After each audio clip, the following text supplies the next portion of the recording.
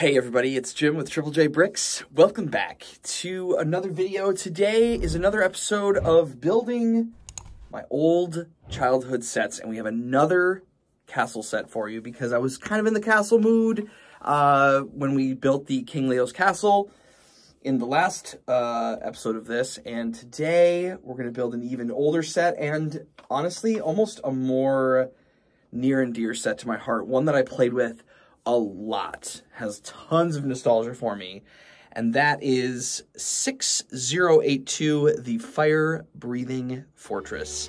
Let's get started.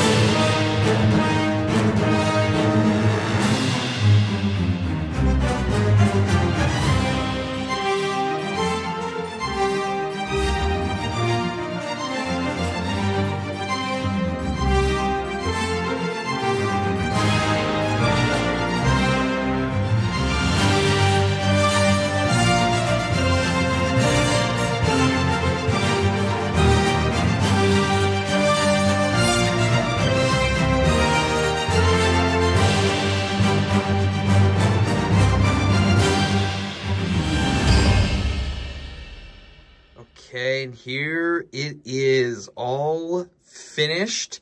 Man, I have to tell you, of all of the, of that set, and just the old pirate ship set, and just some of the other sets that I've been putting together from my childhood, boy, this one sparked absolutely the most nostalgia.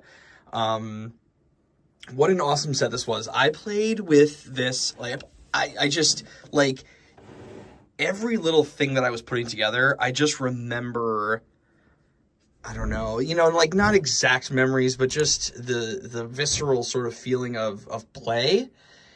And I just remember it so much with this set. It was just, it's such a good one. The Dragon Knights were so cool. I really, really loved them. Here is the Dragon Knight Lord, I guess, of this keep.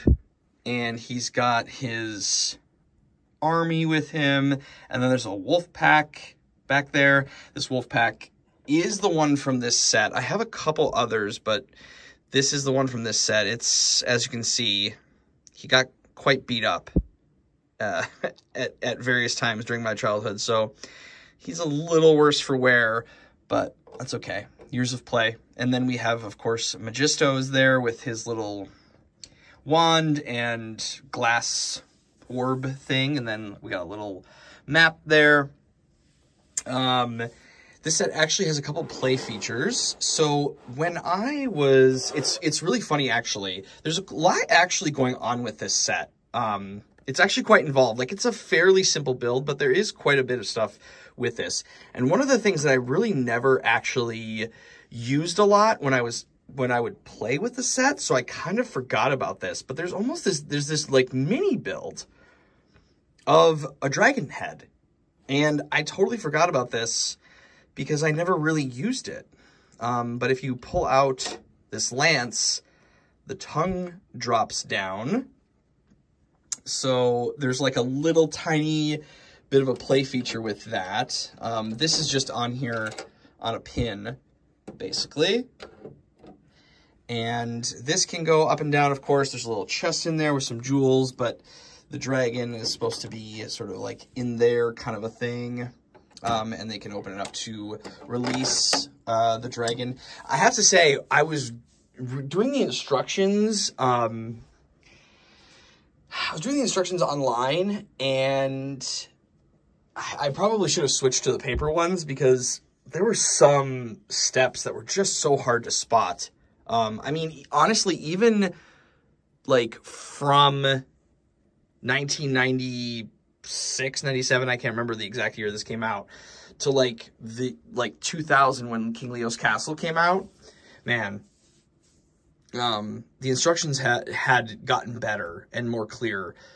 There was just some steps that were really hard. Like it's totally a like spot what is different type of situation. I forgot how challenging some of the old sets were, but yeah. So the other thing that comes out with this play feature is there's not really, it's sort of like I guess like a trap door. I remember using this frequently though, but this was sort of like an escape, I guess. I don't remember exactly what this was for, but this is just on a hinge.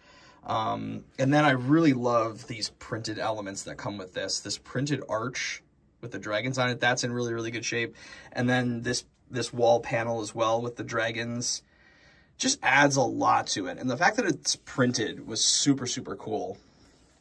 I really love this keep. And then we have like a little jail cell back there, and then these doors and the little bits of roof, and then this big roof thing. And then we have the cool Dragon Knight's flag, which is in really, really good shape. Yeah, I remember like having them, you know, having the figs climbing up the sides, and like the wolf pack scaling it, and having, you know, other knights and stuff from other castle sets sort of like scaling the tree here. And oh man, it was just a really, really fun set. Now there's one more play feature that is actually really cool. It's probably the best play feature, I think. And quite honestly, in some of the older sets, it's probably my favorite play feature. Let me just move all these guys out of here. So essentially, there is a trap door. So if we have a little wolf pack here, if you pull this like pin, like that, if you pull this out, it's a trap door. And it's really slick how it is put together. Now, obviously, like, they're not supposed to be stuck into the studs because they're supposed to fall into the dragon's pit, right? But it's really slick how this is constructed. It just has, like, I can't pull it out, but it just has, let's see if I can, yeah, so it has like one of those like curved slopes on it, which stops it from being able to get pulled all the way out. But it's just tiles, and it pushes in there and really makes a slick little trap door. And it's rather hidden. Like, I don't know, for the time, it feels really, really good. And you can like push down on this pretty well. I had forgotten that that was a play feature, and then I was building it, and I was like, yeah, you know what? This is actually pretty well done.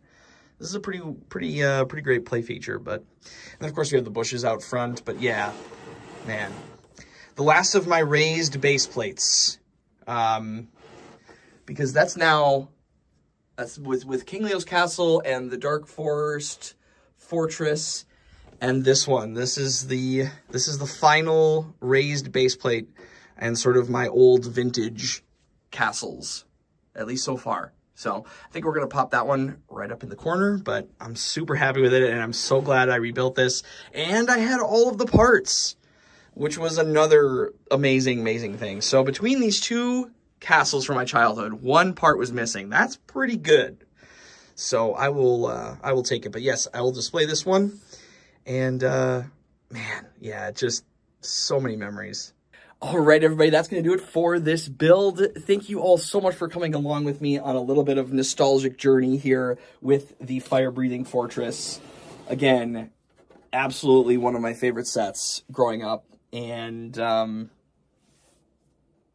I kind of fell in love with it again. It was really cool. So I hope you enjoyed this video, checking out some retro vintage Lego building, and many more to come. Much more to come. I have more sets to build in other themes. I think we'll be tackling some other themes. I have really early Star Wars sets, just a couple that I will build just for the kind of the purposes of these videos. I don't know if I'm going to display them, but I'm going to build them and just kind of see how I feel. And then we also have some Western sets as well.